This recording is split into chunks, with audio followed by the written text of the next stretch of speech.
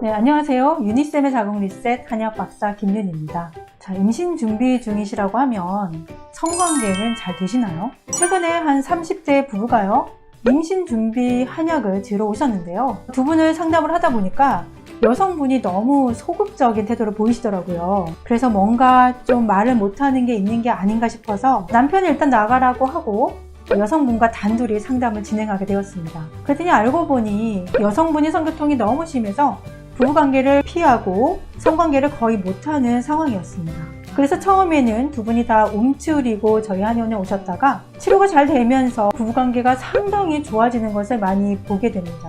사실 이럴 때는 저도 한 가정을 살렸구나 라는 상당히 흐뭇한 감정이 들긴 하는데요. 그런데 사실 이런 젊은 부부들이 상당히 많습니다.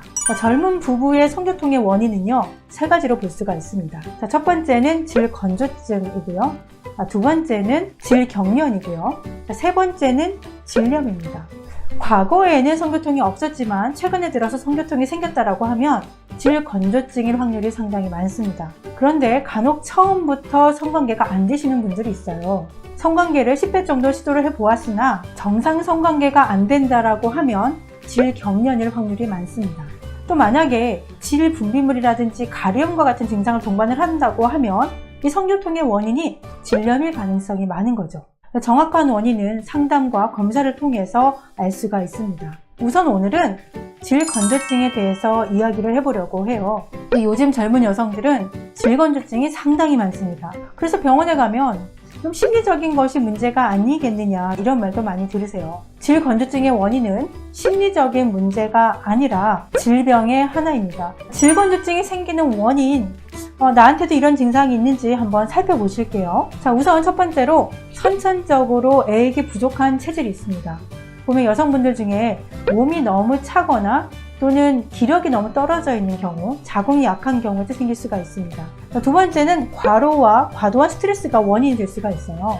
요즘엔 직장에서 스트레스 많이 받고 또 시험이다 뭐다 스트레스 많이 받는 경우에도 질건조증이 생길 수가 있습니다.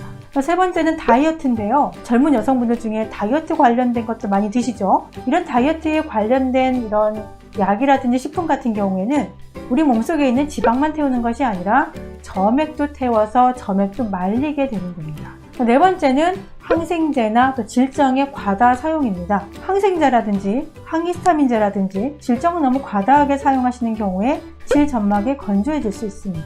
그 다음 질염과 방광염의 잦은 치료인데요. 이것도 마찬가지로 항생제를 너무 과다하게 생기는 경우가 많습니다. 마지막으로 자궁 내 수술로 인해서 자궁 허약이 발생한 경우입니다. 자궁 내 어떤 질환으로 인해서 수술을 한 경우라든지 또 아니면 유산이나 출산과 같은 이런 문제들도 자궁의 허약으로 인해서 질건조증을 유발할 수가 있습니다. 초기 증상인 경우에는 한 달로 완치가 되고요. 증상이 심한 경우에는 2달로 치료가 되니까 너무 걱정하지는 마세요. 임신 준비 중이시라고 하면 부부관계가 일단은 원활해야 됩니다. 자, 궁금사항이 있으신 분은 아래 댓글로 남겨주세요.